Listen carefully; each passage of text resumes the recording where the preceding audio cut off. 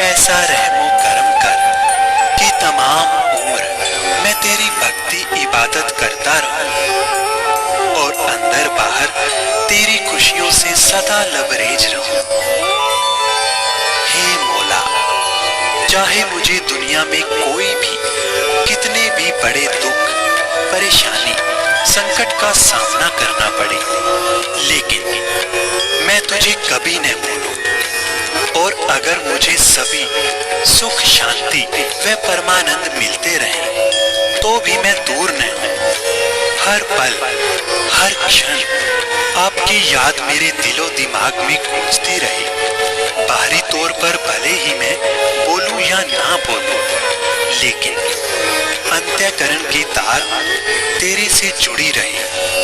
हे दाता, हे दया के सागर, मुझ पर ऐसा रहमो करम कर, ऐसी कृपा कर दे कि मुझे वो खुशियां मिले जो कभी मेरी कल्पना में भी न हो। तेरे दर्शन दीदार से ही मेरी सांसें चलती हैं।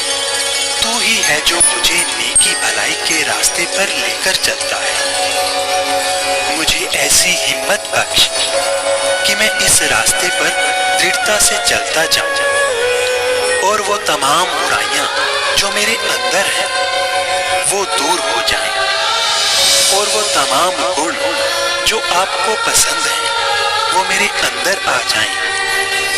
मुझ पर ऐसा रहमो करम कर दे कि मैं सिमरन, सेवा और जन जन का भला मांगा वह करूं। जीते जी भी तेरे चरणों से जुड़ा रहूं, चरणों में ओढ़ निभे, वह मरणोपरांत तेरी गोद में बैठा निज धाम जाऊं, वहां भी तेरी गोद में रहूं।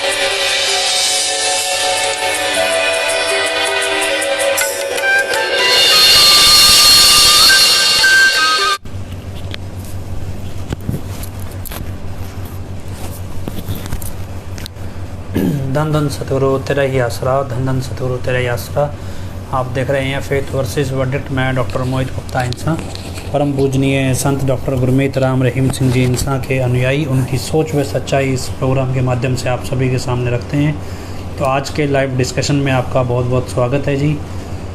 शुरुआत में दो बड़े इम्पॉर्टेंट पॉइंट्स हैं जो अभी करंट चल रहे हैं। एक तो ये कि जो प्रोडक्शन वारंट को लेके, एक बरगाड़ी वाले मसले में प्रोडक्शन वारंट को लेके न्यूज़ चल रही है अभी, क्या पिताजी को मई में पंजाब लाया जाएगा वगैरह वगैरह, ये सब सारी न्यूज़ चल रही हैं।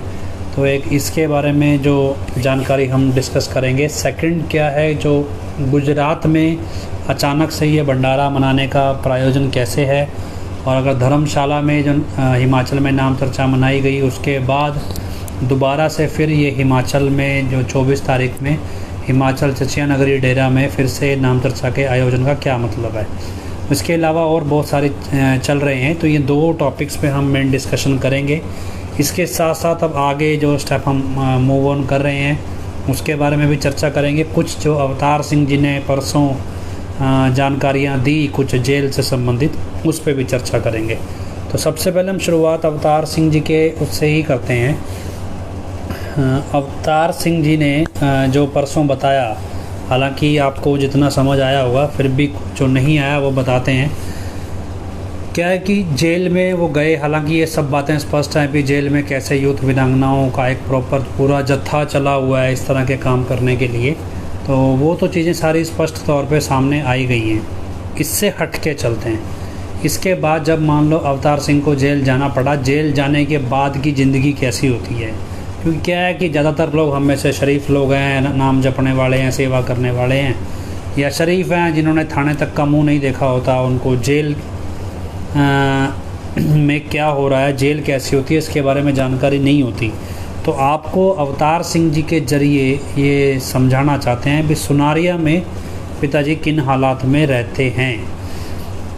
अवतार सिंह जी ने बताया कि जब वो जेल में गए तो उनकी बैरक के अंदर करीब करीब 60 लोग थे, 60 लोग थे। और जैसे हमारे घर में डबल बेड होता है 6x6 का, या सिंगल चारपाई होती है लगभग 3x6 की, या किंग साइज बेड होगा तो 3x7 का। तो ये होती है चारपाई। ऐसे हम डबल बेड अगर 6 बाय 6 का लगाएं और उसके ऊपर आराम से 2 लोग सो सकते हैं। पतले दुबले पतले हो तो 3 लोग भी सो जाएंगे जैसे तैसे, लेकिन 4 लोग का सोना बहुत मुश्किल है।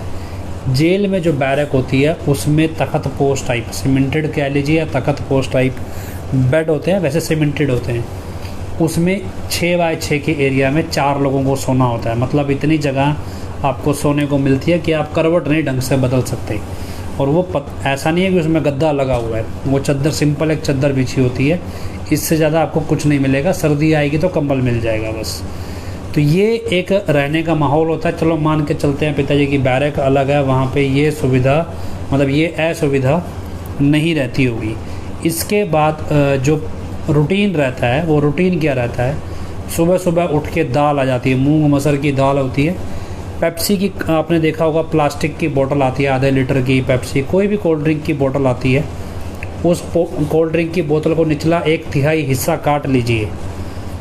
ये जेल का बर्तन होता है, क्योंकि आमतौर पे जेल में कैदी क्या करते हैं, चम्मच को घिस घिस के चाकू बना लेते हैं, इसलिए वहाँ पे इस तरह के बर्तन नहीं दिए जाते। वहाँ कैसे दिया जाता है, प्लास्टिक की बोतल है जैसे कोल्ड ड्रिंक की, उसका 1/3 हिस्सा निचला काट के वो दिया जाता है आपको।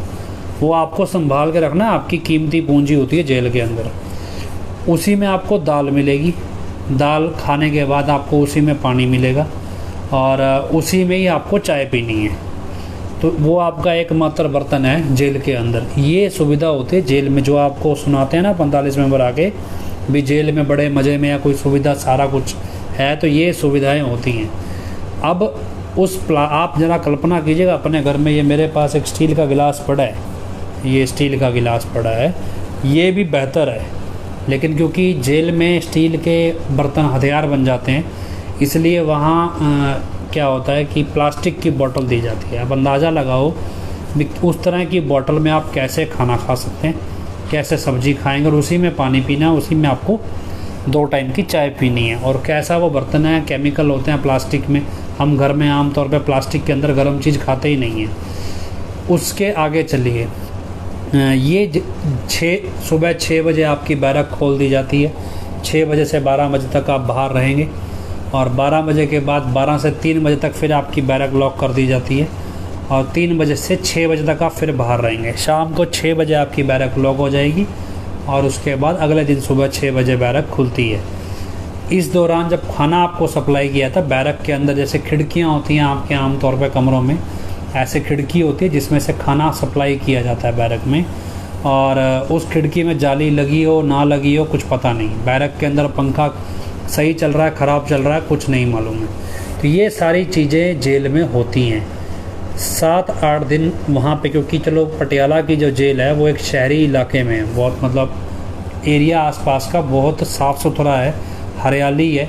लेकिन अगर आप सुनारिया में बात करेंगे तो आसपास झाड़ हैं, वहाँ पे खेती भी नहीं है ढंग से, आसपास झाड़ हैं, कबाड़ है, मतलब वहाँ मक्खी मच्छर ज़रूरत से ज़्यादा हैं, नॉर्मल जेल के मुताबिक वहाँ पे ज़्यादा हैं।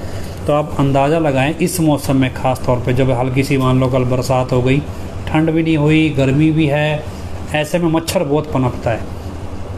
तो इस मौसम में सोचो भी मच्छर कितना काटता है, क्या कुछ है। और ऐसा नहीं है वहाँ पे आपका ऑल आउट मिलेगा या फिर मच्छर भगाने के लिए सब कुछ मिलेगा। तो ये सारी चीज़ें जेल में हैं। इसके बाद आपको लगे नहीं यार जेल में तो पिताजी वीआईपी हैं, थोड़ा बहुत तो वीआईपी ट्रीटमेंट मिल ही जाता है। तो क्या जिस जेल में अवतार सिंह थे उसी जेल में एक पंजाब का वीआईपी भी कैद है और उसका नाम है विक्रम सिंह मजीठिया, जो पंजाब के मतलब पहले जो अकाली दल की सरकार थी उसमें बहुत बड़ा मंत्री कह लो या पावरफुल व्यक्ति है, बादल सरकार की फैमिली का व्यक्ति है और अभी भी पंजाब में बहुत पावरफुल आदमी माना जाता है। वो व्यक्ति भी उसी जेल में था, पटियाला की जेल में, जिसमें अवतार सिंह गए थे। और अवतार सिंह का कहना है भी ऐसा नहीं है भी मजीठिया को भी कोई स्पेशल फैसिलिटी मिली हुई है। वो कहते हैं भी हाई प्रोफाइल कैदी है इसलिए सीसीटीवी कैमरे लगे हैं और सरकार की ज़रूरत से ज़्यादा निगरानी है। मतलब आप चाह के भी कोई नियम में देखी अनदेखी नहीं कर सकते। और इस चीज़ को बाकी कैदी भी महसूस कर रहे हैं भी मजीठिया के होने की वजह से रूल्स ज़्यादा स्ट्रिक्ट हैं पटियाला जेल में। ठीक उसी तरह जब आप सुनारिया जेल की बात करेंगे तो हजूर पिताजी के वहाँ जेल में होने की वजह से ज़्यादा कैमरे, ज़्यादा सर्विलेंस है और कैदियों के ऊपर जो नियम लागू होते हैं वो ज़्यादा स्ट्रिक्ट हैं, जिससे कोई भी किसी पिताजी को भी किसी तरह की सुविधा ना दी जा सके। ये सारी चीज़ें मॉनिटरिंग में। अगर आपको कोई ये कह दे आके नहीं जी पिताजी के साथ तो वीआईपी ट्रीटमेंट होता है, तो आप इस भ्रम में मत पड़ें, ऐसा बिल्कुल नहीं होता है। और इन हालातों में अवतार सिंह का तो एक कहना था भी अगर 100 कैदी वहाँ पे हैं तो 100 में से 90 कैदी ऐसे हैं जो चिट्टा खाने वाले हैं, नशा करने वाले हैं, और क्योंकि वहाँ पे नशे के बिना वो मर जाएंगे, लड़ पड़ेंगे, आपस में मारने को आते हैं, इसलिए सरकारी तौर पे उनको दवाई के तौर पे गोलियाँ दी जाती हैं, पेन किलर्स कुछ दी जाती हैं ताकि वो मर ना जाए, क्योंकि जिसको नशे की लत पड़ी होती है बिना नशे के रह ही नहीं सकता। वो कहते हैं वहाँ किसी को अगर गोली, कोई ज़्यादा नशेड़ी होता है वो एक से ज़्यादा गोली मांगता है, भी ज़्यादा गोलियाँ दो मुझे खाने को, और अगर पुलिस नहीं देती है तो वो अपना सिर फोड़ लेता है, अपने आप को मारने को आता है। ये कुछ पैटर्न ऐसा होता है जेल का माहौल, जो आपको दिखा रहे हैं अभी मिशन पे गए हैं ना, ये माहौल होता है जेल का। और आप अंदाज़ा लगाओ भी इस माहौल में हजूर पिताजी पिछले लगभग 5 साल से हैं।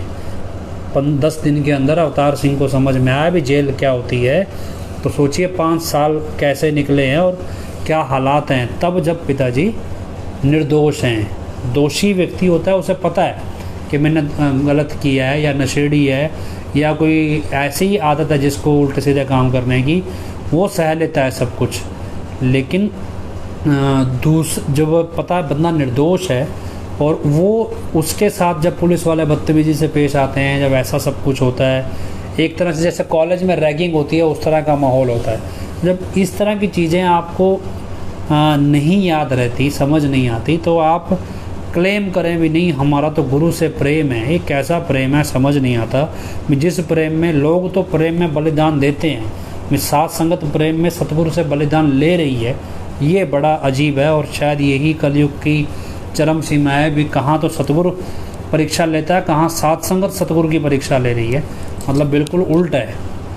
तो पता नहीं, बाकी शायद पिताजी ने इसीलिए वचन किए थे भी ऐसी साथ संगत किसी गुरु को नहीं मिली होगी। मतलब जो सतगुरु की परीक्षा लेती हो, सतगुरु तो क्या परीक्षा लेगा, वो ही लेंगे। तो ये चीज़ें हैं। अब ये तो अवतार सिंह वाले मसले में, हालांकि अवतार सिंह जी अब जमानत पे बाहर हैं और पहले की तरह हाँ आगे जो भी है, मतलब जैसे काम कर रहे थे, मेमोरेंडम वगैरह जो भी आगे प्रोसीजर है वो करेंगे। तो 1-2 दिन शायद लगेगा बीच में, उसके बाद आपके सामने लाइव रहेंगे वो भी। तो अपने पारिवारिक जो भी काम काज उनके पेंडिंग है पिछले 10-15 दिन से, वो निपटा लें, उसके बाद आपके सामने होंगे वो भी। तो ये तो था अवतार सिंह का मसला। अब आइए बरगाड़ी में जो प्रोडक्शन वारंट की बात है। आपने पुरानी कितनी आपकी याददाश्त तेज है तो आप थोड़ा जोर डालिए। SIT जो है वो सुनारिया गई थी 2 बार पूछताछ करने हजूर पिताजी से। उसके बाद वो डेरा में डॉक्टर PR नैन से पूछताछ करने आई। PR नैन कैसे पूछताछ में शामिल होने से भागता फिर रहा था, ये चीज़ें हमने हाई कोर्ट में देखी। उसके बाद जैसे तैसे करके उसने अपनी बीमारी का नाटक किया, मेडिकल दिए, जो कुछ दिया, लास्ट में जाके वो PR नैन जांच में पेश हुआ। पेश नहीं हुआ मतलब SIT को ही आना पड़ा यहाँ पे उठ के। लेकिन जैसे ही SIT PR नैन से मिलकर गई, उसके बाद अचानक से SIT का रुख बदल गया। उन्होंने अचानक से आगे जांच करनी नहीं चाहिए और सारा कुछ उठा के पिताजी पे डाल दिया। इट मीन्स क्या है कि बरगाड़ी बेअदबी मसले के अंदर डॉक्टर PR नैन ने कुछ ऐसा बयान दिया है जो बयान हजूर पिताजी को दोष मतलब फंसाने के लिए दिया गया है एक तरह से। तो ये क्लियर तौर पे स्पष्ट समझ में आता है कि SIT PR नैन के बाद आगे जांच करना बंद कर गई। और जितना SIT को हमने स्टडी किया है, वो SIT भी मतलब थोड़ा सा कैसे काम कर रही है वो हमें समझ आ रहा है काफ़ी हद तक, और कितना सरकार के दबाव में करती है, कितना अपने आप करती है, तो ये सब समझ में आता है। अब ऐसे लगता है जैसे कोई डील सेटअप चल रहा है। अभी अचानक से डॉक्टर PR नैन के बाद जांच बंद हो गई, तो क्या डॉक्टर PR नैन ने एक तरफ SIT ने मीडिया में जवाब दिया भी डॉक्टर PR नैन ने जांच में कोऑपरेट नहीं किया, दोबारा उन्होंने जांच करना, पूछताछ करना मुनासिब नहीं समझा, और क्या किया भी डॉक्टर PR नैन का या तो स्टेटमेंट ले लिया, क्या लिया, डॉक्टर PR नैन के बाद सारा मसला हजूर पिताजी पर डाल दिया। मतलब सीधा है कि डॉक्टर PR नैन ने कोई ना कोई गवाही में हजूर पिताजी के खिलाफ गवाही दी है। ये काफ़ी हद तक स्पष्ट तौर पे समझ में आता है।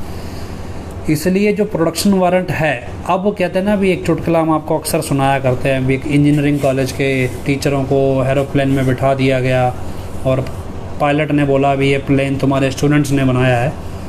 जब ये सुना तो सारे टीचर भाग गए, लेकिन प्रिंसिपल नहीं भागा। क्यों नहीं भागा? क्योंकि प्रिंसिपल से पूछा भी, यार तेरे को डर नहीं लगता भी तेरे बच्चों ने कोई ख़राब प्लेन बना दिया और ये क्रैश हो जाएगा? बोला नहीं, मेरे को डर नहीं लगता, क्योंकि मुझे पता है मेरे स्टूडेंट्स का बनाया जहाज़ स्टार्ट ही नहीं होगा। तो कुछ ऐसा ही है इस मसले में भी। आपको लग रहा है अभी प्रोडक्शन वारंट जारी हो गया, पिताजी पंजाब में आएंगे वगैरह वगैरह, और पिताजी ने पिटीशन डाल दी, हमारी जान को खतरा है, सब कुछ, ये सब नौटंकी है। पिताजी को तो ना ये बताया जाता क्या हो रहा है क्या नहीं। रिज़ल्ट क्या है?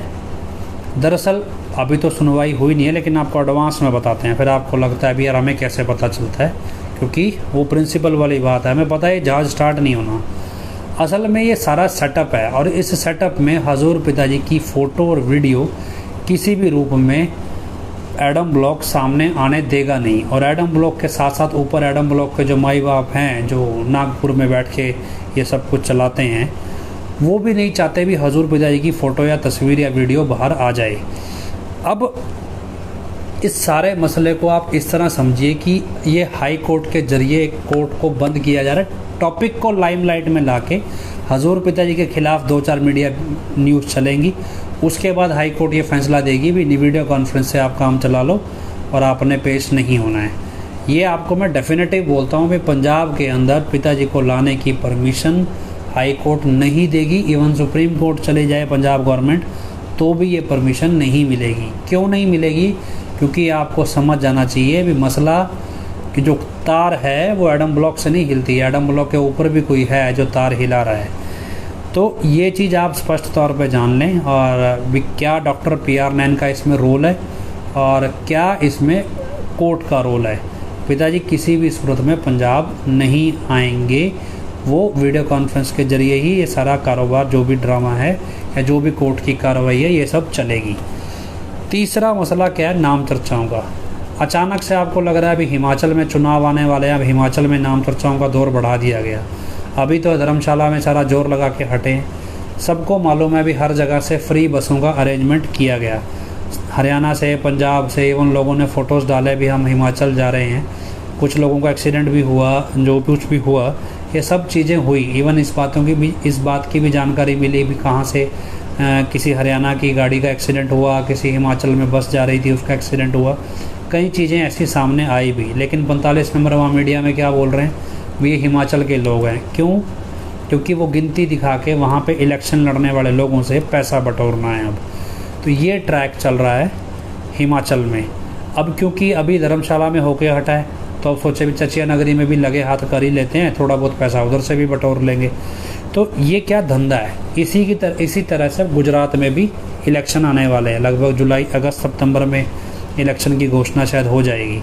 तो अब वहाँ पे क्या हो रहा है? वहाँ के लिए भी बसें फ्री हो रही हैं, वहाँ पे के लिए भी बसें फ्री जाएंगी, ये जाएगा वो जाएगा। इधर से राजस्थान का इलेक्शन भी अगले साल आएगा, तो राजस्थान में भी ये चल रहा है। अजीब बात यह है कि पिताजी के होते हुए बुद्रवाली दरबार में कभी भी किसी भी आयोजन की परमिशन नहीं मिलती थी। पिताजी के जाने की देर है, सारी परमिशनें धड़ाधड़ मिल रही हैं।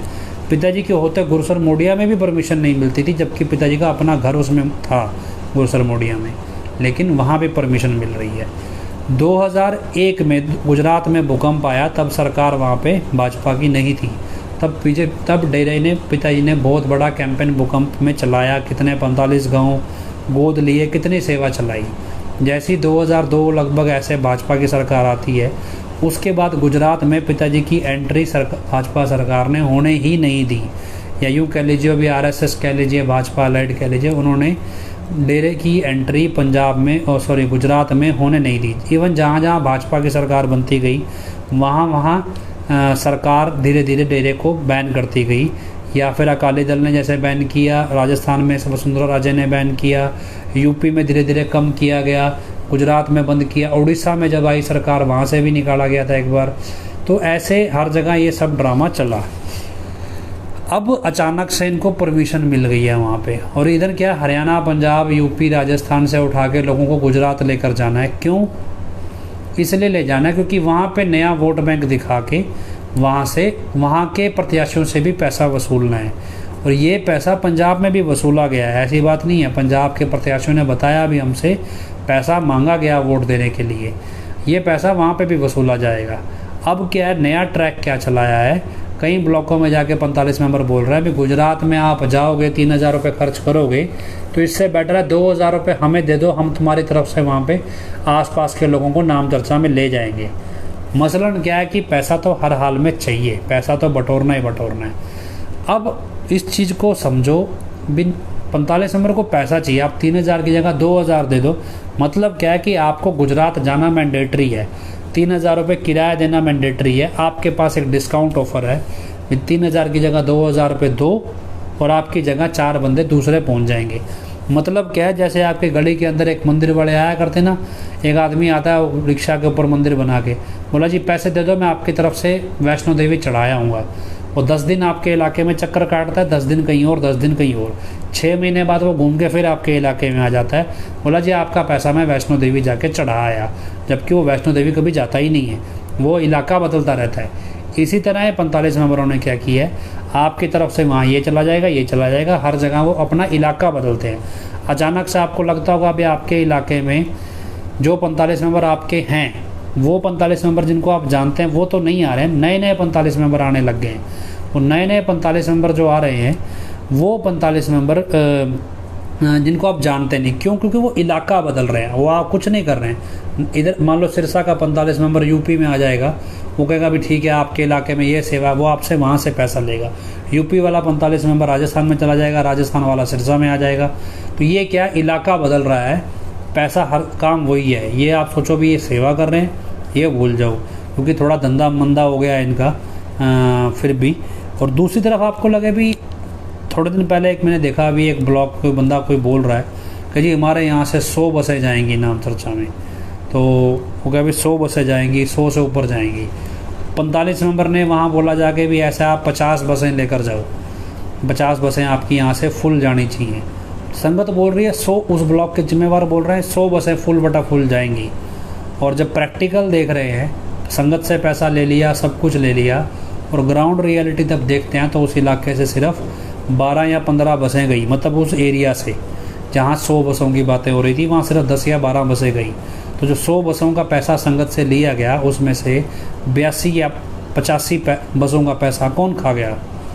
वो पैसा 45 मेंबर खा गए। तो ये ट्रैक क्या है, ये सिस्टम है, ये बिजनेस है। और ये ऐसा नहीं कि बिजनेस नया है, ये बिजनेस डेरे के लिए नया है, बाकी जगह ही पहले से चलता है।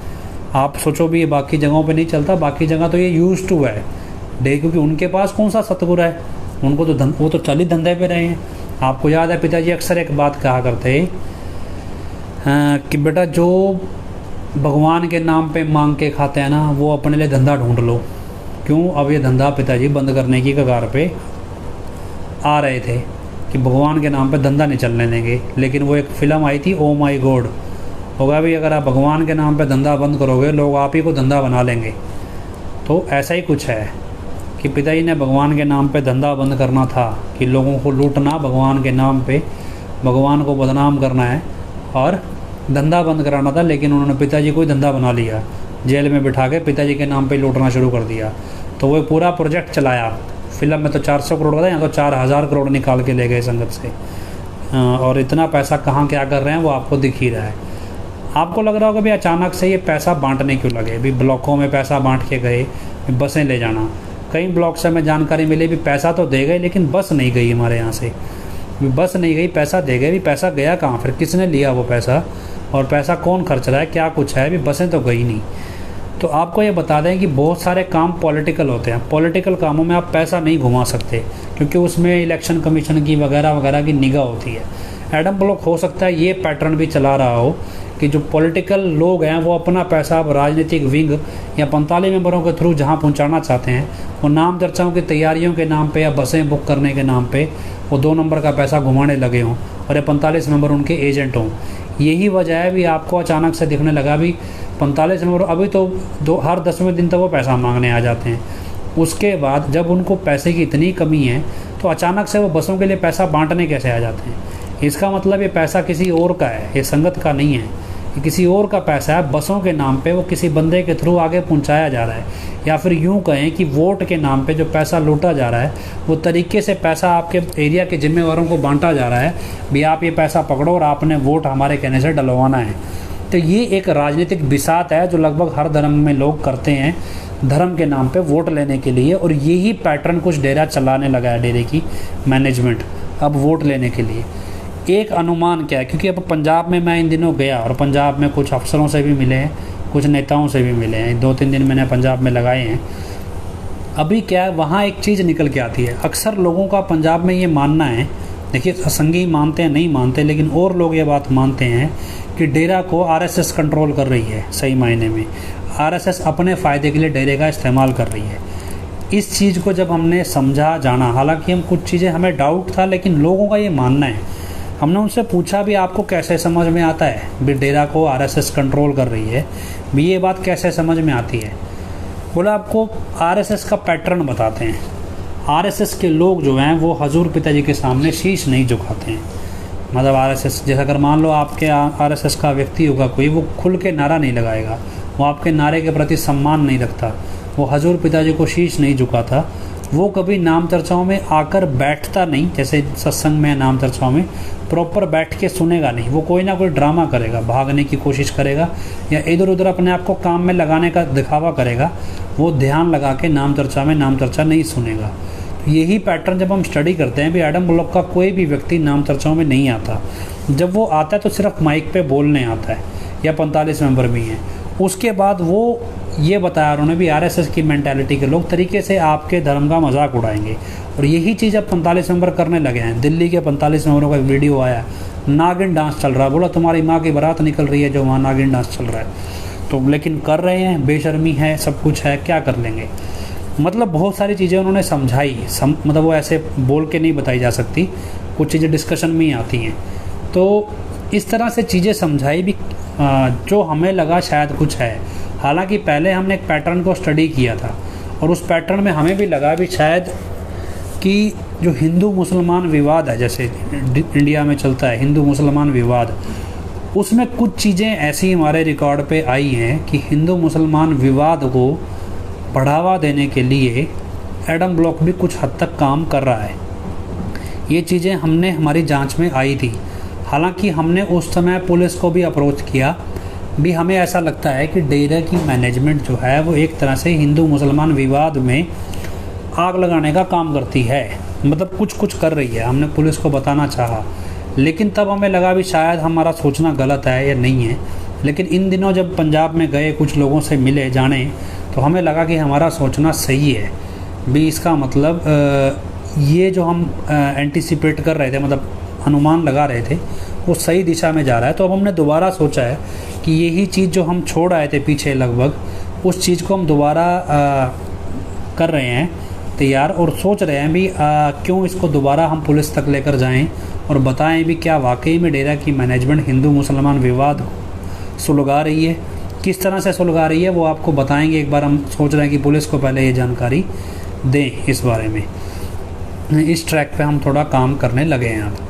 इसके साथ साथ अवतार सिंह वाले मसले में क्या है कि गुरचरण कौर और गुरचरण कौर की टीम जिन्होंने वहाँ पे हंगामा किया समाना में, उनके खिलाफ अवतार सिंह और जो उनके साथी थे उन्होंने पुलिस में शिकायत दर्ज करवाई है। वो शिकायत आलमोस्ट दर्ज हो गई है, लेकिन पुलिस ने उस पर मुकदमा दर्ज नहीं किया है। इसलिए कोशिश ये कर रहे हैं अभी, अब ये हम कोर्ट के लेवल पे इसमें कार्रवाई शुरू हो गुरचरण कौर के खिलाफ ख़ास तौर पे।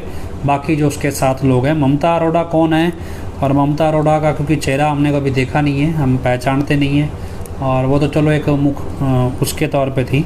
और क्योंकि अब लोगों को ये पता चलने लगा है, तो आपको ये जानकारी दे दें कि क्योंकि वहाँ पे 100 से 150 लोग समाना ब्लॉक के थे, जो लोग थे समाना ब्लॉक की संगत में थे, तो जो शिकायत दी गई है वो लगभग 60-70 लोगों के खिलाफ दी गई है, समाना ब्लॉक की संगत के खिलाफ दी गई है, क्योंकि उन लोगों ने ये सारा ट्रैक चलाया और इस चीज़ में, और उसमें एक चीज़ स्पष्ट तौर पे जो बताई अवतार सिंह ने भी, उस दौरान जो झगड़ा हुआ उसमें गुरचरण कौर ने अवतार सिंह का गला घोट दिया था एक बार। तो मतलब ये चीज़ें भी निकल के सामने आई हैं। तो अब पूरी एक प्रॉपर शिकायत बना के दर्ज कराई गई है। अब उसमें कोर्ट के ज़रिए उसमें कार्रवाई आगे बढ़ाई जाएगी। देखते हैं कैसे करना है। अभी 10-15 दिन का टाइम पुलिस को दिया जाए, और उसके बाद, क्योंकि अब जो अगर आप सोचते हैं कि आपके ब्लॉक के 15 मेंबर 45 मेंबरों के थ्रू आप ये सारा काम कर लेंगे, झगड़े करेंगे, तो मजबूरन क्या है कि अब उस 50-60 लोगों की लिस्ट जो है वो गुरचरण कौर देगी। समाना के 50-60 लोगों पे मुकदमा चलेगा, लेकिन अब चलेगा उस 50-60 लोगों में किसका नाम आएगा, किसका नहीं आएगा, कौन दोषी कौन निर्दोष, ये तो पुलिस डिसाइड करेगी। वो बिना वजह आपको घरों से अरेस्ट करेगी, आपके साथ पूछताछ करेगी, हो सकता है मारपीट भी करे, और उसके बाद आपके ऊपर मुकदमा डाले, फिर आप बेल लेते फिरें।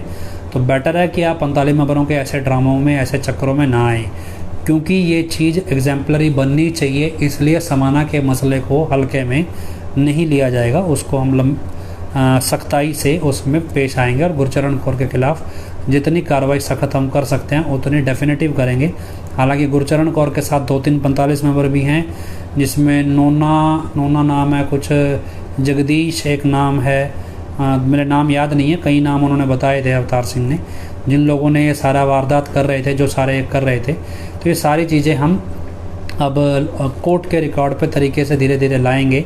अब उसमें साथ संगत अगर कल को भस्ती है जो वहाँ गई थी इनके उकसाने पे, तो आगे से आपको बता देते हैं। बाकी ब्लॉक की साथ संगत समझदार हो जाइए, क्योंकि बरनाला साइड से भी हमारे पास एक आई थी इन्फॉर्मेशन, कह लीजिए ऑडियो वीडियो शायद है, उसमें वहाँ का जो ब्लॉक बंगीदास है वो भी कुछ ज़्यादा चिल्ला रहा है। तो बरनाला की संगत ने हमें बोला अभी ये ब्लॉक बंगीदास के ख़िलाफ़ हम कानूनी कार्रवाई करना चाहते हैं, तो वो भी शायद हम कोशिश करेंगे अभी उसमें प्रोसीड करें आगे, क्योंकि ये डेफिनेटिव है कि जिस ट्रैक पे एडम ब्लॉक चल रहा है ये आपको किसी न किसी वारदात की ओर ले जा रहा है, और ये हर जगह है। अब अगर आप हिंदुओं में देखें जो कभी हनुमान जयंती पे हुआ, और आप मुसलमानों में देखें उनका भी ट्रैक चलता रहता है कुछ ना कुछ। आप सिखों में देखें, सिखों में भी खालिस्तान के नाम से सिखों को बदनाम करते हैं, मुसलमानों के नाम पे तो बहुत सारे संगठनों से बदनाम करते हैं, हिंदुओं के नाम पे तो हिंदुओं में तो एक ही संस्था बहुत है गंद मचाने के लिए। तो मतलब ये चीज़ें चल रही है। ऐसे ही वो उस ट्रैक पे ही एडम ब्लॉक मैनेजमेंट डेरे को लाना चाहती है, डेरे की संगत को लाना चाहती है, और ये उसमें क्या होगा, आपका भी एक पैटर्न बन जाएगा। भी डेरे की संगत भी दंगा करती है, डेरे की संगत में भी एक ऐसे ऐसे ग्रुप्स हैं जो बखेड़े खड़े करते हैं, क्योंकि ये सब चीज़ें हैं। और पुराने लोगों ने हमें एक बात बताई, कहते हैं भी परम पिताजी के वचन है, हालांकि अलग अलग लोगों ने बताए कि परम पिताजी के वचन थे कि डेरे का अगर कोई नुकसान करेगा तो वो एक ही संस्था करेगी, वो है आरएसएस। वजह जो परम पिताजी ने बताई थी वो ये कि आरएसएस का जो पैटर्न है वो डेरे के बिल्कुल उल्टा है। ये परम पिताजी कहा करते कि डेरे का पैटर्न क्या है, भी हर एक धर्म के, हर एक जाति के लोगों को जोड़ के साथ लेके चलना, मतलब समाज में जाति धर्म के लोगों को जोड़ना। जबकि आरएसएस का पैटर्न है समाज में जाति धर्म के लोगों को तोड़ना। इसलिए कहते हैं, परम पिताजी कहते थे कि डेरे के बिल्कुल उल्ट जो विचारधारा है वो आरएसएस है, और कल को कभी भी कोई नुकसान डेरे का कोई करेगी तो वो आरएसएस करेगी। और यही पैटर्न हमने अकाली दल के साथ भी देखा। उन्होंने भी क्या किया, उन्होंने भी लोगों को बांट दिया, उन्होंने भी क्या किया, डेरा सिख को लड़ाया। बांटना मतलब उन्होंने भी तोड़ने का काम किया। मतलब जो जो लोग समाज में तोड़ने का काम करते हैं वो लोग डेरे की विचारधारा से सहमत नहीं हैं।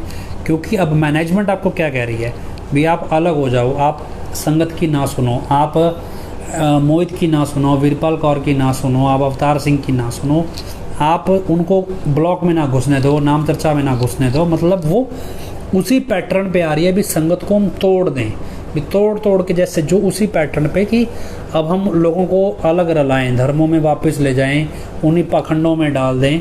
ये सब चीज़ें हो रही हैं। मतलब आप इसी ट्रैक पे चीज़ों को समझो, ये इसी पैटर्न पे काम होता है, और ये कोई नया पैटर्न नहीं है, ये सब जगह चलता है। ये एक प्रॉपर पॉलिटिकल पैटर्न है जिसे देसी भाषा में डिवाइड एंड रूल कहा जाता है। अंग्रेज़ों के टाइम पे भी कुछ ऐसा ही होता था। जब भगत सिंह की अगर आप किताबें पढ़ेंगे तो भगत सिंह ने अपनी किताबों में ये बात लिखी है अपने आर्टिकल्स में कि उस समय भी लोग धर्म के नाम पे लड़ते थे और इसी चीज़ का फ़ायदा अंग्रेज़ उठाते थे। भी ये लड़ेंगे, उनको धर्म के नाम पे लड़ाते थे और यही चीज़ें आज हैं। जो सरकार धर्म के नाम पे राज करना चाहती है वो धर्म के नाम पे लोगों को लड़ाती है। हम लड़ रहे हैं, लड़ाया जा रहा है और उसमें हमारा दिमाग काम नहीं कर रहा है। करे ना करे वो चलो जैसे भी है, तो ये सारी चीज़ें चल रही हैं। बाकी पंजाब में और जो चीज़ें पंजाबी में लोग समझते हैं वो बहन वीरपाल कौर को हम लाइन पे ले लेते हैं। इसके अलावा और चीज़ें आप धीरे धीरे समझें। अब हमें आगे बढ़ना है और ये विचारधारा को समझना है और इस विचारधारा से बाहर निकलना है। हमें सिर्फ गुरु के लिए, गुरु की सोच पे, गुरु के मकसद के लिए काम करना है। एडम ब्लॉक से कुछ जानकारियाँ या कह लीजिए डेरे की अंदर से जो जानकारियाँ आ रही हैं वो क्या है कि सतब्रह्मचारी सेवादार या जो भी सेवादार जो सेवा करने वाले हैं, हालांकि उस टाइम तो उनको समझ नहीं आ रहा है, अब उनके ऊपर बीत रही है। वो बहुत ज़्यादा परेशान है, दुखी हैं। क्यों? उनकी बहुत सारी सुविधाओं में कटौती कर दी गई है। इसके अलावा बहुत सारी बहनें भी परेशान हैं। तो हालांकि हम आपके ऊपर छोड़ते हैं, अगर आपके संपर्क में कोई भी ऐसी बहन जो डेरे में सतब्रह्मचारी रही हो, कभी भी हजूर पिताजी के टाइम पे कभी भी कोई भी बहन सतब्रह्मचारी रही हो या है या गुरु ब्रह्मचारी है जो आपके संपर्क में है और जो हमारे फेथ वर्सेस वर्डिक्ट के साथ खड़े होकर चलना चाहती है, तो उनके लिए हमारे पास बहुत सारे प्रपोजल्स हैं, प्लान्स हैं। आगे हम पिताजी के हक़ में उनके ज़रिए बेहतरीन तरीके से काम कर सकते हैं। तो हम आपसे गुजारिश करते हैं कि अगर आपको कोई ऐसी बहन मिले तो आप हम तक उसे ज़रूर पहुंचाएं, संपर्क करवाएं। क्योंकि पहले जब कुछ बहनों ने संपर्क किया था तो शोभा गौरा ने उनकी मीटिंग लेके ये बात बोल दिया था, भी हजूर पिताजी का हुक्म है, भी किसी ने भी कोर्ट के अंदर पिताजी के केसों से संबंधित कोई कार्रवाई नहीं करनी।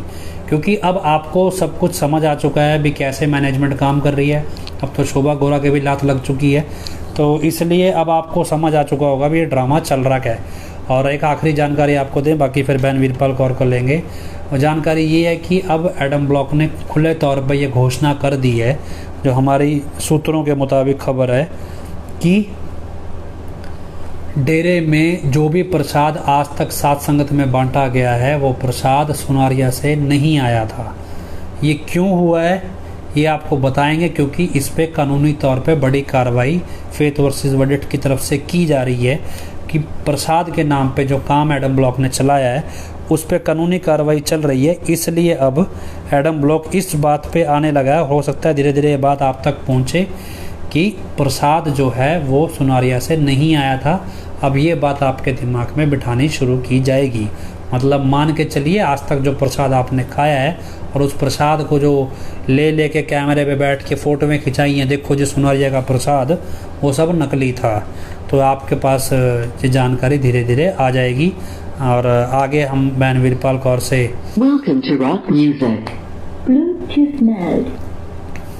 हम उनसे जानकारी लेते हैं आगे भी क्या चल रहा है पंजाब में और कैसे सब कुछ हो रहा है।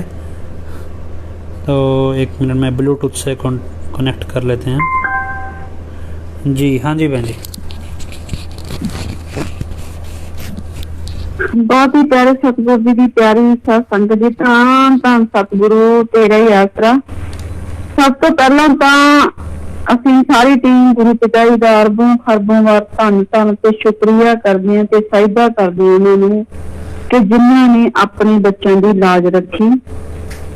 ਕਿਉਂਕਿ ਤੁਹਾਨੂੰ ਸਾਰਿਆਂ ਨੂੰ ਪਤਾ ਹੀ ਹੈ ਕਿ ਕਾਲ ਮਹਾਕਾਲ ਦੇ ਏਜੰਟਾਂ ਤੇ ਬੁਰਾਈ ਦੇ ਨੁਮਾਇੰਦਿਆਂ ਨੇ ਅਵਤਾਰ ਵਿੱਦਿਆਂ ਤੇ ਜੋ ਇੰਨਾ ਘਟੀਆ ਤੇ ਝੂਠਾ ਦੋਸ਼ ਲਗਾ ਕੇ ਉਹਨੂੰ ਜੇਲ੍ਹ ਭੇਜਿਆ ਸੀ।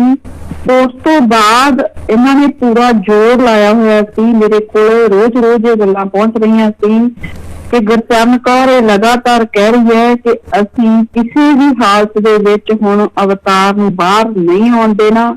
ਤੇ ਉਸ ਤੋਂ ਬਾਅਦ ਅਸੀਂ ਜਲਦੀ ਵੀਰਪਾਲ ਤੇ ਮੋਹਿਤ ਨੂੰ ਵੀ ਜੇਲ੍ਹ ਦੇ ਅੰਦਰ ਭੇਜਾਂਗੇ ਤੇ ਉਹਨਾਂ ਨੂੰ ਵੀ ਅਸੀਂ ਕਦੇ ਵੀ ਬਾਹਰ ਨਹੀਂ ਆਉਣ ਦੇਣਾ। ਇੱਥੋਂ ਤੱਕ ਵੀ ਕਿਹਾ ਗਿਆ ਕਿ ਚਾਹੇ ਸਾਨੂੰ ਜੱਜਾਂ ਨੂੰ ਪੈਸੇ ਕਿਉਂ ਨਾ ਦੇਣੇ ਪੈਣ, ਫਿਰ ਵੀ ਅਸੀਂ ਨਾ ਅਵਤਾਰ ਨੂੰ ਬਾਹਰ ਆਉਣ ਦੇਣਾ ਤੇ ਨਾ ਹੀ ਅਸੀਂ ਮੁੜ ਕੇ ਵੀਰਪਾਲ ਤੇ ਮੋਹਿਤ ਨੂੰ ਬਾਹਰ ਆਉਣ ਦੇਣਾ। ਪਰ ਅਸੀਂ ਆਪਣੇ ਸਤਿਗੁਰ ਨੂੰ ਅਰਬਾਂ ਖਰਬਾਂ ਵਾਰ ਧੰਨ ਧੰਨ ਤੇ ਸਾਹਿਬਾ ਤੇ ਸ਼ੁਕਰੀਆ ਕਰਦੇ ਹਾਂ। ਇਹ ਸਤਿਗੁਰ ਤੂੰ ਧੰਨ ਹੈ ਜੋ ਆਪਣੇ ਬੱਚਿਆਂ ਦੀ ਲਾਜ ਰੱਖਦਾ ਹੈ।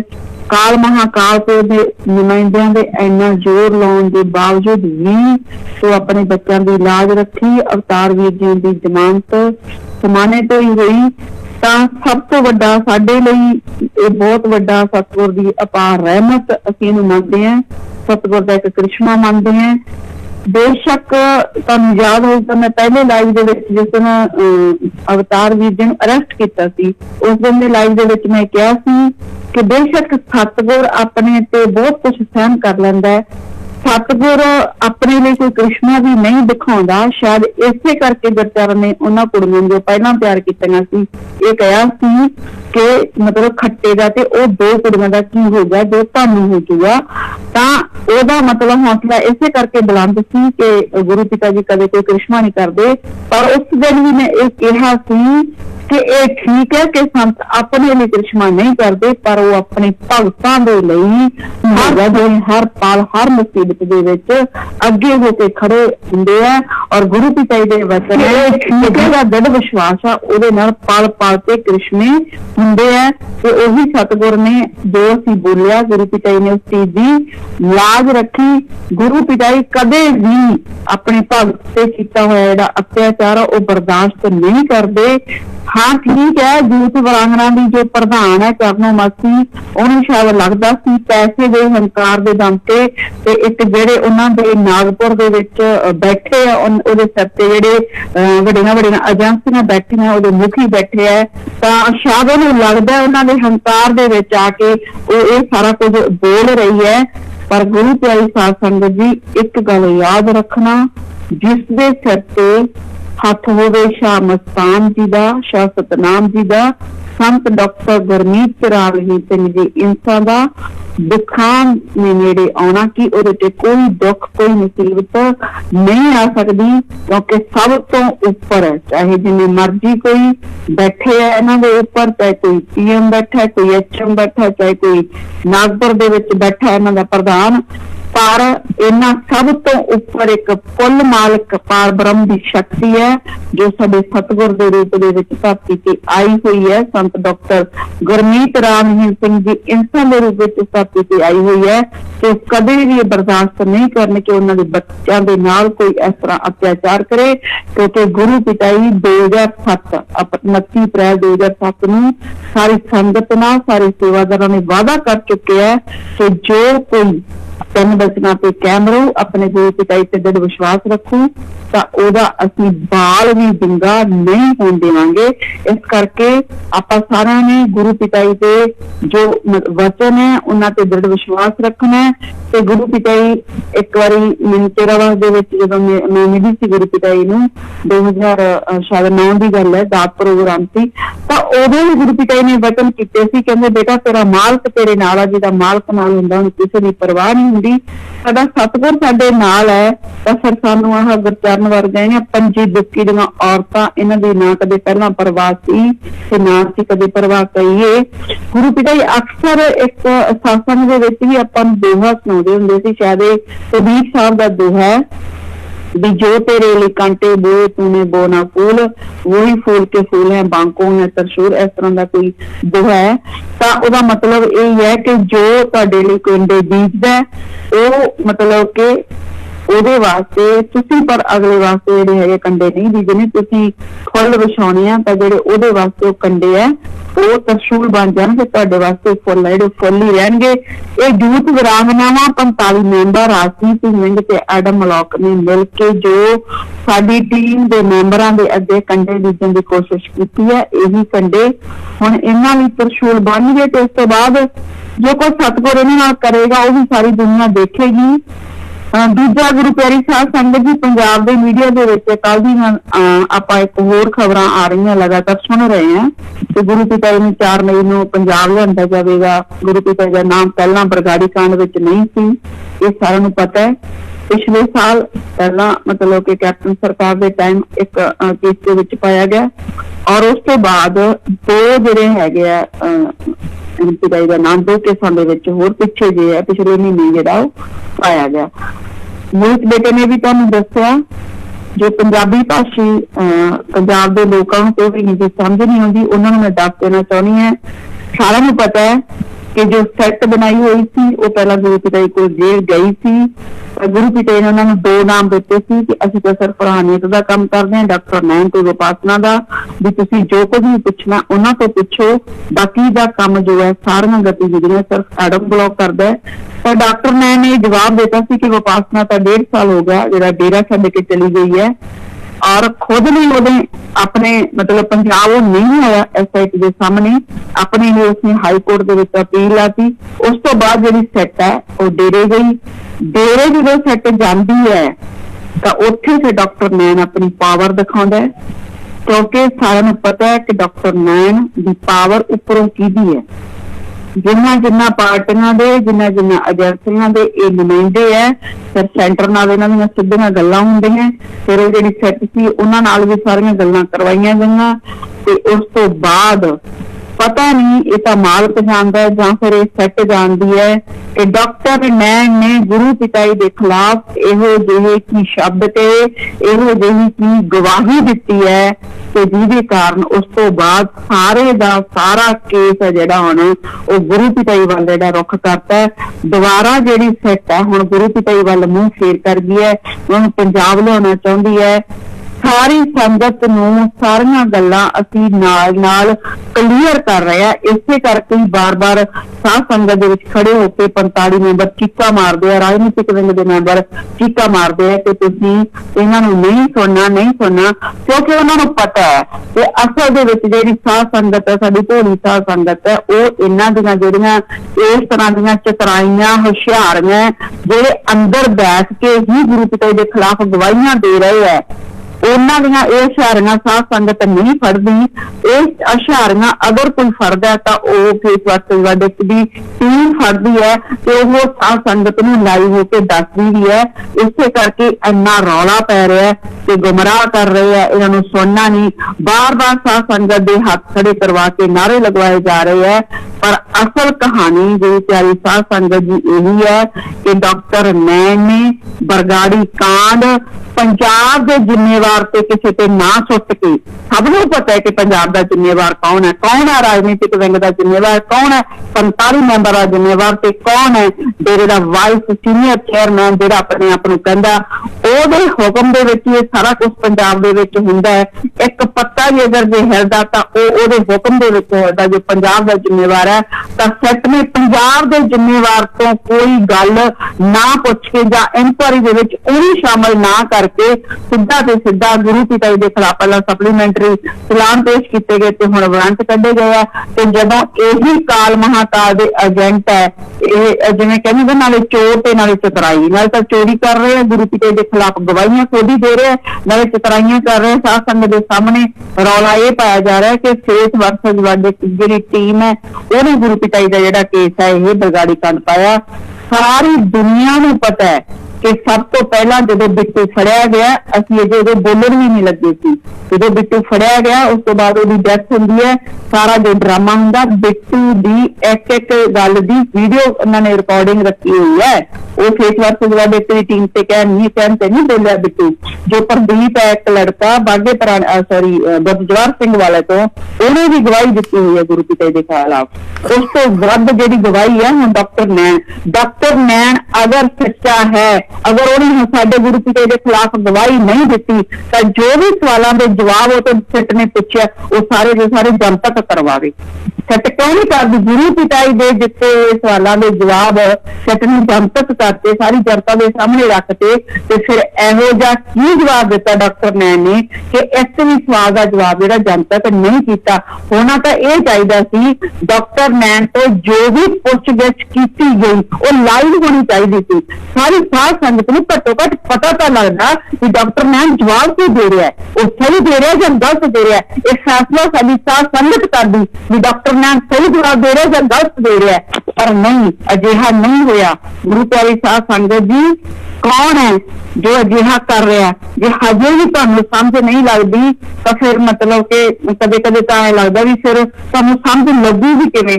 इन्ना हुण तां सारा कुछ बिल्कुल ही डायरैक्ट सारा कुछ सानू दिख रहा है, पर फिर भी ये संगत का ना समझना कि ये हो की रहा है, उल्टा भंडारियां ते जाना नचना, ये तो फिर एक काल महाकाल का बिल्कुल ये कह सकते हैं भी जेडे इन्हां दे अखां दे उत्ते पट्टियां बन्नतियां ते कन्नां दे उत्ते मोहरां लातियां। इस तो वध जिन्ना असीं स्पष्ट बोल रहे हैं फेसबुक वादित दी टीम, एक गल मैं ते मोहित बेटा एक गल असीं स्पष्ट बोलते हैं। हुणे तुसीं देखिया समाने जदों इस अवतार वीर नूं FIR दर्ज करती तो पुलिस ने अरेस्ट नहीं किया, तो गुरचरण कौर यूथ वरांगना की प्रधान लैके समाने की संगत नूं भैणां ते बाईआं नूं समाने दे थाने दे अगे सुबह बैठ गई ते ये प्रैशर पाया गया समाने दे थाने ते कि तुसीं उहनूं अरेस्ट करो। ते उसे ही फेर जिहड़ा सीगा पुलिस ने अवतार वीर नूं अरेस्ट किया। अज असीं यूथ वरांगना की प्रधान नूं ते जिहड़े समाने दे जिम्मेवार है जिहड़े उहदे कहण ते उत्ते बैठे ते समाने की संगत नूं पुछदे हैं ते नाल दूजी पंजाब की संगत नूं भी पुछदे हैं कि फिर तुसीं फरीदकोट जाके क्यों नहीं बैठे, जिथे गुरु पिता जी के खिलाफ जिहड़े मतलब कि वारंट निकल रहे हैं उन्हें पेश होने वास्ते जिहड़ा कहा जा रहा है, जिथे उन्हां दे सप्लीमेंटरी चलान पेश हो रहे हैं, ते ये धरने उत्थे क्यों नहीं दिते जा रहे? गुरु पिता जी के हक दे विच कोई भुख हड़ताल क्यों नहीं की जाती? गुरु पिता जी के हक दे विच कोई मरण वर्त क्यों नहीं रखा जाता? ये कोई जिम्मेवार खड़ा होकर क्यों नहीं बोलता? हुण जदों हरचरण वर्गां दे केवल बराड़ वर्गां दे दंदलां क्यों पै जांदियां, क्यों नहीं ये गल कहंदे कि सारी साध संगत आपां कोई भंडारा नहीं मनाउणा, सारी साध संगत फरीदकोट इकट्ठी होवो ते सारी साध संगत दुनिया नूं दिखा दो अपना एका गुरु दे नाम ते क्यों नहीं कीता जांदा? एका सिर्फ वोटां लई क्यों कीता जांदा है? गुरु प्यारी साध संगत जी, इन्हां सवालां दे जवाब इन्हां नूं पुछो। जो जे तुसीं एक अवतार नूं अरेस्ट कराउण वास्ते धरना ला सकदे हैं, उस ते प्रैशर पा सकदे हैं, उस तो बाद तुसीं ये दावे कर सकदे हैं कि असीं जज नूं मतलब पैसे दे के अवतार नूं बाहर नहीं निकल देना, इस तो बाद असीं वीरपा ते मोहित नूं भी मतलब कि अंदर करांगे, उसनूं भी सारी उम्र लई बाहर नहीं निकल देना। ते फिर यही पावर ते यही पैसा गुरु पिता जी दे हक दे विच क्यों नहीं वरतिया जा रहा? चलो साडा छड्डो, सानू जिथे भेजना भेज दो, घट्टो घट फिर साडे गुरु पिता जी ते रहम करो। कहते होंगे सियाणा की कहावत, जो रोना नहीं होंदा रोना वर्गा मुंह का कर लो। तुसीं लोक दिखावे के तौर पर उसे फरीदकोट कट कर लो, दिखा दो उत्थे लोकां नूं, आपदा एकता दिखाओ तो सही। सिर्फ की तुसीं वोटां वास्ते एकता करन जाणदे हैं? तलवंडी साबो दे विच 2 महीने जो वोटां पईआं, सारी की सारी की पंजाब का की हरियाणा का की मतलब के राजस्थान के सारे जिम्मेवार, सारी यूथ वरांगना, सारे 45 मैंबर, सारे राजनीतिक विंग के मैंबर, इत्थों तक के एडम ब्लॉक के मोहल्ला वर्ग ते दीवाने वर्ग जिन्हें कोई चलिया नहीं जाता, वो कुंडियां फड़ के खड़ते हैं। जो कोई होर देखते हैं कोई थोड़ा बहुता प्रोग्राम डेरे का होंगे, उत्थे कुंडियां फड़ के खड़े होंगे है, वो भी इत्थे आके तलवंडी साबो बोल के गए आ साध संगत नूं भी असीं एडी वड्डी जिੱਤ दिलाउणी है कि पूरी दुनिया के रिकॉर्ड बना देना। कि अज सारा के मूँह दे दंदलां क्यों पै गई उन्होंने? क्यों नहीं बोलते हो? क्यों नहीं बोलते कि साडे गुरु निर्दोष है, साडे गुरु ने सानू ऐसी शिक्षा नहीं दी? हुण वो लोग कित्थे गए?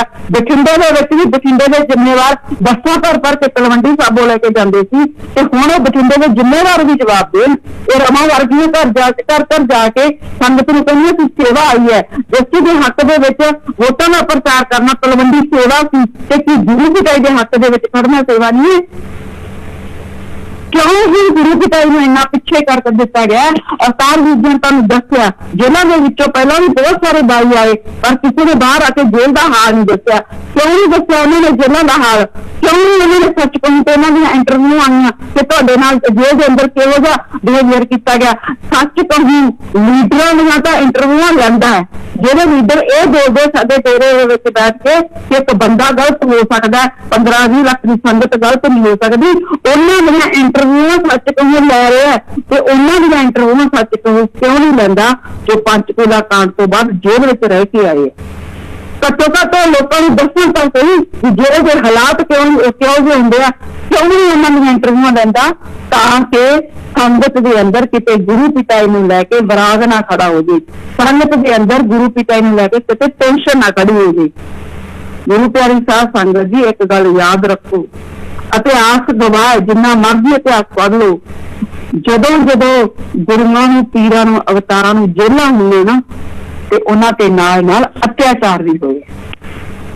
भुल जाओ जो तुहाडे कोल आके दसदे है कि पता नहीं भी गुरु पिता जी का पता नहीं की VIP ट्रीटमेंट मिलता, कोई उन्हां नाल VIP ट्रीटमेंट नहीं किया जांदा। तुसीं आप सोचो पिछले 5 साल तो उन्हां दी एक आवाज बाहर नहीं आई, पिछले 5 साल तो उन्हां दी कोई एक फोटो बाहर तक नहीं आई। ਇਹੋ ਜਿਹਾ ਉਹਨਾਂ ਨੇ ਕਿਹੋ ਜਿਹਾ ਗੁਨਾਹ ਕਰਤਾ ਕਿ ਉਹਨਾਂ ਦੀ ਇੱਕ ਫੋਟੋ ਤੱਕ ਬਾਹਰ ਨਹੀਂ ਆਈ, ਉਹਨਾਂ ਦੀ ਇੱਕ ਆਵਾਜ਼ ਤੱਕ ਬਾਹਰ ਨਹੀਂ ਆਈ। ਤੁਸੀਂ ਕਲਪਨਾ ਕਰੋ ਖੁਦ ਬੈਠ ਕੇ ਕਿ ਉਹਨਾਂ ਨਾਲ ਜੇਲ੍ਹ ਦੇ ਵਿੱਚ ਕਿਹੋ ਜਿਹਾ ਵਿਹਾਰ ਕੀਤਾ ਜਾਂਦਾ ਹੋਊਗਾ। ਜਿੰਨੇ ਵੀ ਸਾਡੇ ਸੋਰਸਜ਼ ਹੈ ਜਿੱਥੋਂ ਵੀ ਅਸੀਂ ਪਤਾ ਕਰਦੇ ਹਾਂ ਗੁਰੂ ਪਿਤਾ ਜੀ ਦਾ, ਗੁਰੂ ਪਿਆਰੀ ਸਾਧ ਸੰਗਤ ਜੀ ਮਤਲਬ ਦਿਲ ਰੋਂਦਾ ਹੈ ਜਦੋਂ ਅਗਲਾ ਦੱਸਦਾ ਨਾ, ਦਿਲ ਰੋਂਦਾ ਹੈ। उदों ऐ लगता भी सब कुछ छड़ दिए तो सीधा सिनारिया वजे देखी तो फिर जो कुछ होगा। मतलब असी शब्दां नाल वर्णन नहीं कर सकते कि गुरु पिता जी जेल के अंदर किन्ने परेशान है, गुरु पिता जी जेल के विच किन्ना तंग है, किन्ने दुखी है वो। और दूजे पासे साध संगत के 45 मैंबर बेशर्मा की तरह किवें जागो कढ़ रहे हैं, किवें नच रहे हैं। एक पासे साडे गुरु पिता जी पिछले 5 साल तो गंदियां सरकारां दे तसीहे चली जा रहे हैं, बिना दोष तो जेल दे विच बैठे हैं। और दूजे पासे असी इन्ने क बेशर्म हो गए हैं कि दुनिया दे विच पहला ये कहंदे रहे तां आपे गया आपे आ जी, फिर ये कहन लग गए तां मिशन पे गया, फिर हुण असी ये कहन लग गए उन्हें तां भेजण वाला ही कौन है, वो तां कुल मालक है, वो तो दुखी हो ही नहीं सकता। एक दिन पिछे जो थोड़े एक हफ्ता हो गया किसी वीर की पंजाबी कविता लिखी हुई थी, ये भी मतलब कि गुरु पिता जी किस तरह जेल के रहिंदे होणगे। उन्हें कुछ इस तरह लिखा कि गुरु के दुख नूं कोई समझ नहीं रहा कि वो जो 45 मैंबरां के ग्रुप में किसी भैन ने व्हाट्सएप करती तो बठिंडे की भैन ऊषा भैन है 45 मैंबर झूठ दी जवाब दे रही है, कहती जाओ तो कुल मालिक है, वो तो सारी दुनिया के दुख दूर कर दे, उन्हें दुखी ते परेशान कौन कर दूगा। कमाल है। अज इन्हां झूठ वालियां नूं साडे गुरु दे कोई दुख जां परेशानी दिखाई नहीं दिंदी, तो फिर यही झूठ वालियां यही उषा वर्गियां तो जदों 25 अगस्त 2017 नूं लॉकट लवा के संगत नूं पंचकूले लेके गईयां सी ते उदों नहीं फिर वो कुल मालक सी, उदों फिर क्यों ये सारा ड्रामे किए, क्यों साडी निर्दोष साध संगत मरवा दी गई, क्यों निर्दोष साध संगत पे अत्याचार कर दिए गए। उदों नहीं दिखता सीगा वो तां कुल मालक है। एक बार मैं खुद भी उन्हें मैसेज पाया भी आपां नूं गुरु पिता जी वास्ते कुछ करना चाहिए, तो उदों भी उहदा बड़ा बेशर्मी पर जिहड़ा जवाब सी। हमेशा ही 45 मैंबरां नूं जदों भी कोई सवाल करो तां बेशर्मी पर जवाब दिंदे होंगे। उदों भी उन्होंने कहा कि पिता जी तक डायलॉग बोलिया कि दुश्मनों के लिए हम अकेले ही काफी हैं। एक डायलॉग तुहानूं याद है कि दुश्मनों लिए अकेले ही काफी है, पर यह डायलॉग तो उन्होंने 25 अगस्त 2017 तो पहला बोलिया सी। तो फिर तुसीं जबरदस्ती साध संगत नूं क्यों पंचकूले भेजिया, फिर वो कला ही जाता ना उत्थे पंचकूले, उन्होंने वीडियो वायरल करती थी कि मेरा जिहड़ा हैगा फैसला मैं खुद सुनूंगा, तो फिर तुसीं क्यों इत्थे छाबड़ा पैस दे विच बठिंडा दे विच मीटिंगां करके ये कहा सी 45 मैंबर यूथ वालियां ने कि जिहड़ा पंचकूले नहीं जाऊगा तो गुरु का गदार होगा। इत्थों तक एक रणजीत 45 मैंबर ने बठिंडे दे ने कहता सी जिहड़ा मतलब कि पंचकूले नहीं जाऊगा दोबारा जो किसी डेरे गया तो मैं गोली मारूंगा, मैं गोली मारूंगा। इत्थों तक किसी साध संगत ने डराया उदों नहीं तुहानूं पता सी वो अकेला ही काफी है। उदों शायद किसी ने डायलॉग याद रख लेंदे तां जांदी है 2 गड्डियां जिन्हें गुरु पिता जी चाहुंदे सी शायद अज सानूं आ दिन ना देखने पैंदे। उदों तुहानूं ये डायलॉग याद नहीं है। उदों यूथ वरांगना ने सनी बच्चन ते सनी ओदी भैन प्रदीप वर्गा ने सारियां यूथ वरांगना ने खड़ियां होकर गुरु पिता जी कहते अज तो बाद असीं तुहाडी कोई गल नहीं सुनांगे। उदों 45 मैंबरां ने खड़े होकर फिर क्यों कहा कि असीं हिंदुस्तान उड़ा देंगे, असीं पंजाब उड़ा देंगे, असीं हरियाणा उड़ा देंगे। क्यों तुसीं साडे नौजवान बच्चे जिहड़े इंसानियत दी सेवा करदे सी क्यों तुसीं उन्हां दे हत्थ दे विच पेट्रोल बंब फड़ाते? क्यों मतलब पेट्रोल दीयां बोतलां भर के तुसीं फड़ातीआं? क्यों तुसीं नाम चर्चा घरां दे विच पेट्रोल रखे, डीजल रखे, डंडे रखे? क्यों 2007 दे विच तुसीं संगत दे हत्थ दे विच डंडे फड़ाए? क्यों 2010 दे विच तुसीं अग्गां लवाईआं? उदों नहीं तुहानूं याद सी दुश्मनों के लिए वो अकेला ही काफी है। हुण जदों तुसीं उहनूं जेल च बंद करवा के ते सारे उहदे ते हर जिहड़ा पर्चा है उहदी तुसीं सरकारी गवाह खुद बन रहे हैं उहदे खिलाफ, ते सारे जिन्ने केस है सारे दे सारे तुसीं गुरु पिता जी ते बार-बार पा रहे हैं। सारी दुनिया नूं तुसीं गुरु पिता जी दे दुश्मन बना रहे हैं। गुरु प्यारी साध संगत जी जिहड़ा 2015 का बरगाड़ी काड़ा ये जान बुझ के करवाया गया एडम वालों। क्यों इन्होंने पहला खुद गुरु पिता जी अंदर मारन की बहुत कोशिश की।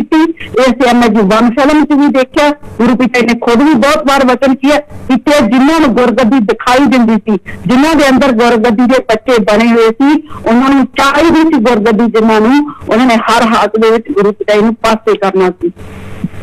कुल मालक एडी वड्डी पावर है कि इन्हां दी कोई चाल नहीं चली, तां अखीर इन्हां ने यह चाल चली कि सिखां नूं गुरु पिता जी दा दुश्मन बना के रख दिता।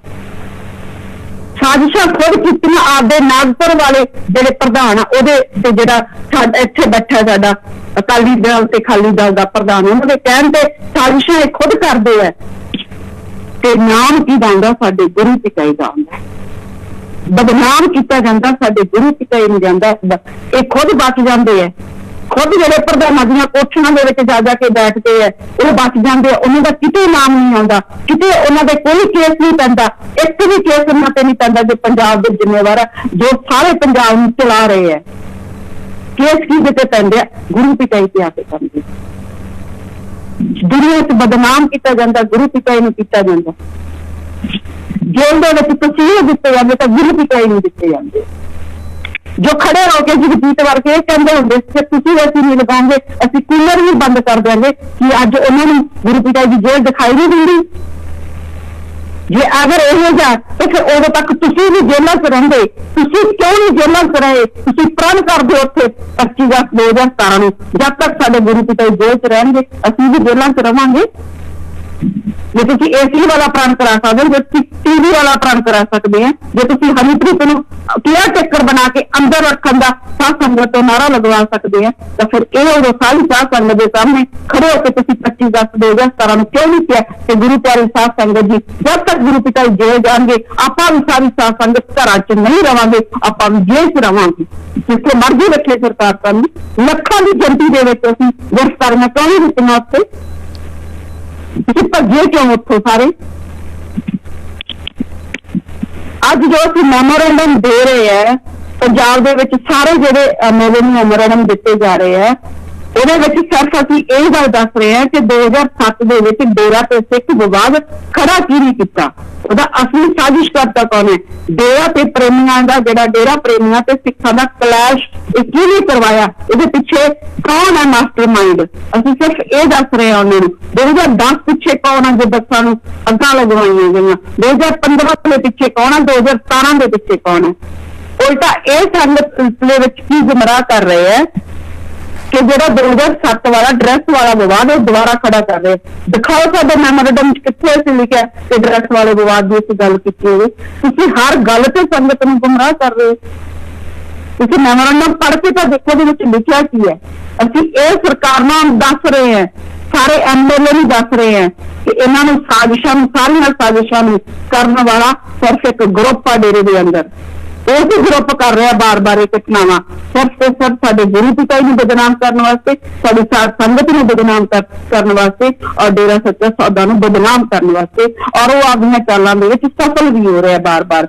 ਔਰ ਸਭ ਤੋਂ ਦੁੱਖ ਦੀ ਗੱਲ ਇਹ ਹੈ ਕਿ ਸਾਡੀ ਭੋਲੀ ਭਾਲੀ ਸਾਧ ਸੰਗਤ ਫੜੀ ਜਾਂਦੀ ਹੈ, ਉਹਨਾਂ ਤੇ ਕੇਸ ਚੱਲਦੇ ਜਾਂ ਸਾਡੇ ਗੁਰੂ ਪਿਤਾ ਜੀ ਤੇ ਕੇਸ ਚੱਲਦੇ, ਪਰ ਉਹ ਸਾਜ਼ਿਸ਼ ਕਰਤਾ ਲੋਕ, ਉਹ ਮਾਸਟਰਮਾਈਂਡ ਲੋਕ ਅੱਜ ਵੀ ਆਰਾਮ ਨਾਲ ਬੈਠੇ ਆ ਡੇਰੇ ਦੇ ਵੱਡੀਆਂ ਪੋਸਟਾਂ ਤੇ।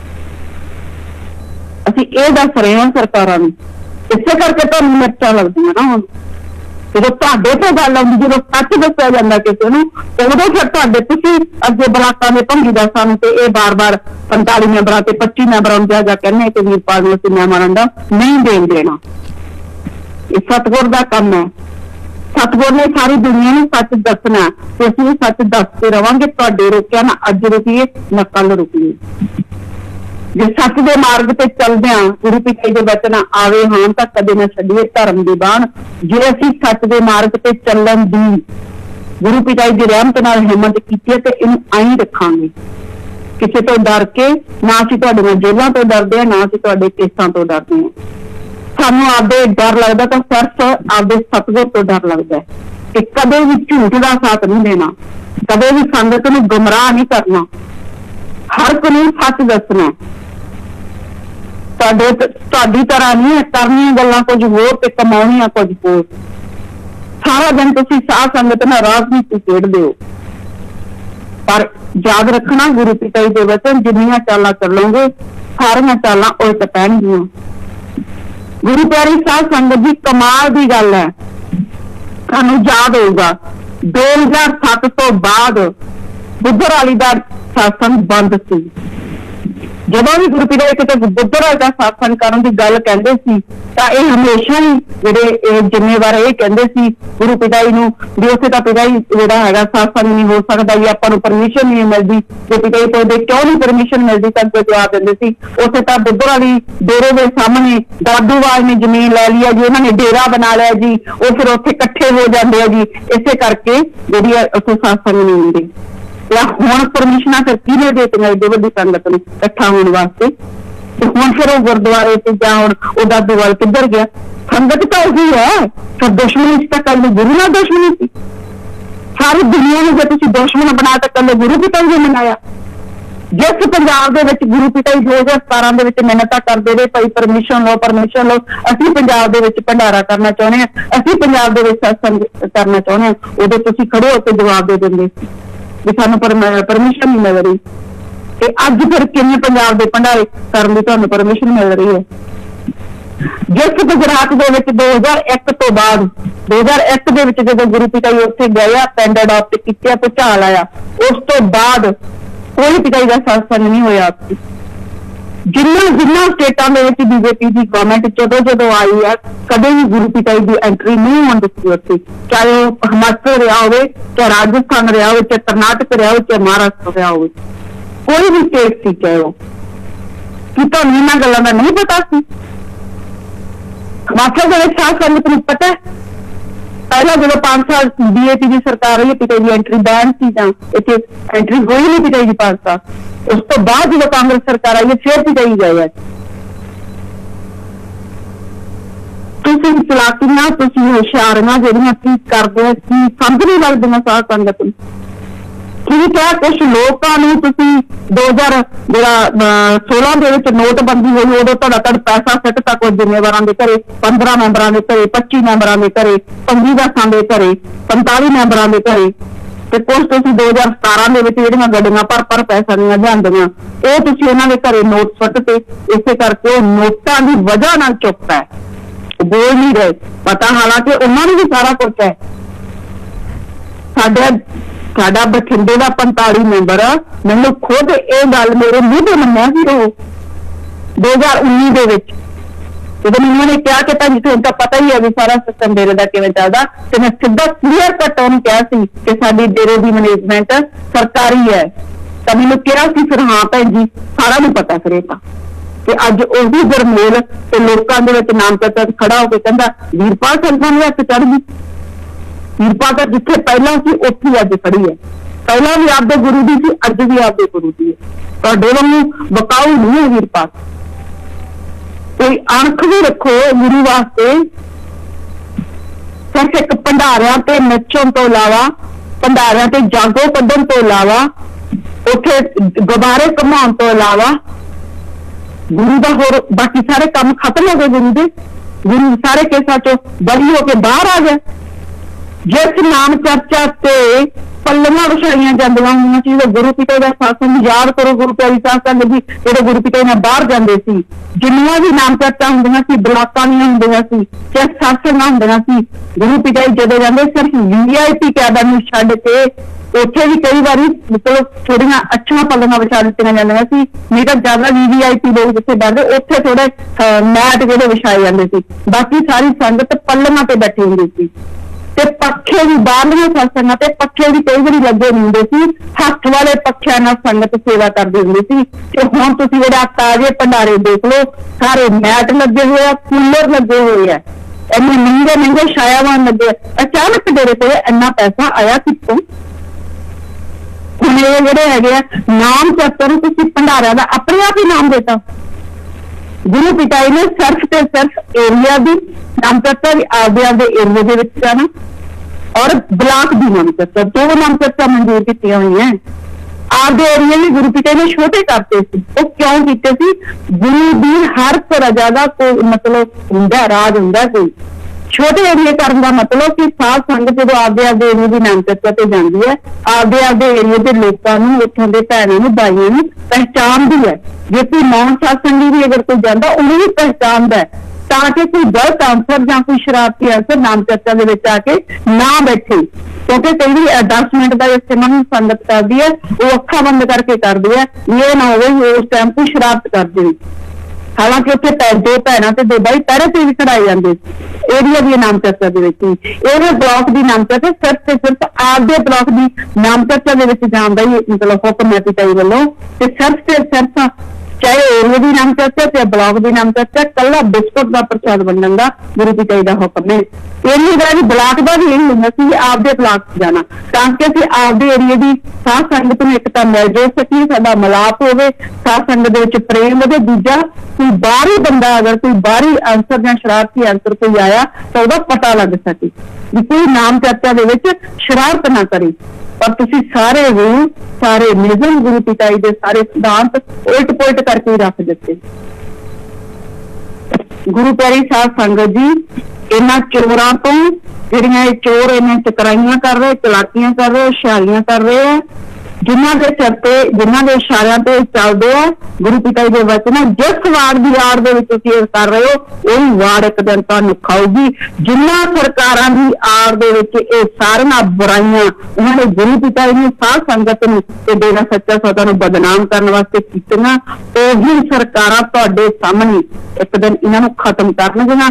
ਇਹ ਜ਼ਹਿਰ ਇੰਨਾ ਇਹਨਾਂ ਨੇ ਸਾਡੇ ਸਮਾਜ ਦੇ ਵਿੱਚ ਜ਼ਹਿਰ ਬੀਜਤਾ ਕਿ ਇਹ ਜ਼ਹਿਰ ਸਰਕਾਰਾਂ ਨੂੰ ਕੱਢਣਾ ਹੀ ਪਊਗਾ ਇੱਕ ਦਿਨ। ਨਹੀਂ ਤਾਂ ਇਹ ਜ਼ਹਿਰ ਜੋ ਡੇਰਾ ਸੱਚਾ ਸੌਦਾ ਦੇ ਅੰਦਰ ਜ਼ਹਿਰ ਫੈਲ ਰਿਹਾ ਹੈ, ਸਾਡੀ ਸੰਗਤ ਨੂੰ ਤਾਂ ਇਹ ਖਾ ਹੀ ਰਿਹਾ, ਸਾਡੇ ਗੁਰੂ ਨੂੰ ਇਹ ਮਤਲਬ ਕਿ ਨੁਕਸਾਨ ਪਹੁੰਚਾਤਾ, ਇਹਨੇ ਸਾਧ ਸੰਗਤ ਨੂੰ ਇਹਨਾਂ ਨੁਕਸਾਨ ਪਹੁੰਚਾਤਾ, ਡੇਰਾ ਸੱਚਾ ਸੌਦਾ ਨੂੰ ਤਾਂ ਇਹਨਾਂ ਨੁਕਸਾਨ ਪਹੁੰਚਾਤਾ। ਹੁਣ ਇਹ ਜਿਹੜਾ ਜ਼ਹਿਰ ਹੈ ਬਾਹਰ ਸਮਾਜ ਦੇ ਵਿੱਚ ਵੀ ਫੈਲ ਰਿਹਾ। ਇਸ ਕਰਕੇ ਇੱਕ ਦਿਨ ਇਹ ਸਰਕਾਰਾਂ ਨੂੰ ਖੁਦ ਜ਼ਹਿਰ ਖਤਮ ਕਰਨਾ ਹੀ ਪਊਗਾ। ਗੁਰੂ ਪਿਤਾ ਜੀ ਦੇ ਇਹ ਵੀ ਵਚਨ ਹੈ ਕਿ ਜਿਸ ਸੱਪ ਦੇ ਬੱਚੇ ਸਪੋਲੀਏ ਨੂੰ ਤੁਸੀਂ ਦੁੱਧ ਪਿਆ ਕੇ ਵੱਡਾ ਕਰਦੇ ਹੋ ਨਾ, ਉਹ ਸਪੋਲੀਆ ਇੱਕ ਦਿਨ ਤੁਹਾਨੂੰ ਵੱਡਾ ਹੋ ਕੇ ਸੱਪ ਬਣ ਕੇ ਡੰਗੂਗਾ। ਜਿੰਨਾ ਸਪੋਲੀਆਂ ਨੂੰ ਇਹਨਾਂ ਨੇ ਦੁੱਧ ਪਿਆ ਕੇ ਵੱਡਾ ਕੀਤਾ ਨਾ, ਤੇ ਉਹੀ ਸੱਪ ਬਣ ਕੇ ਹੁਣ ਦੇਖੋ ਹੁਣ ਉਹੀ ਇਹਨਾਂ ਨੂੰ ਕਿਵੇਂ ਦੱਸਣਗੇ। ਸੱਚ ਸੱਚ ਹੀ ਰਹੂਗਾ ਔਰ ਝੂਠ ਝੂਠ ਹੀ ਰਹੂਗਾ। ਗੁਰੂ ਪਿਤਾ ਜੀ ਸੱਚ ਸੀ, ਸੱਚ ਹੈ ਤੇ ਸੱਚ ਰਹਿਣਗੇ।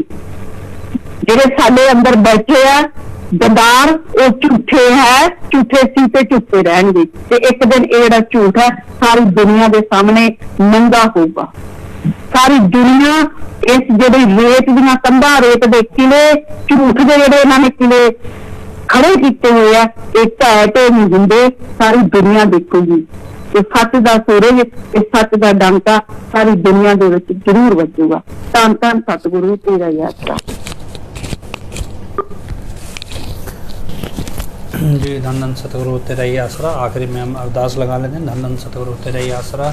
हे मालिक तुझे लाज है अब बहुत हो गया, तू दया में रहमत कर। तेरे प्यार मोहब्बत की राह में चलते हुए हमें कोई दुख तकलीफ़ ना आए, तो ऐसी रहमत बख्श व सबको सुमति दे।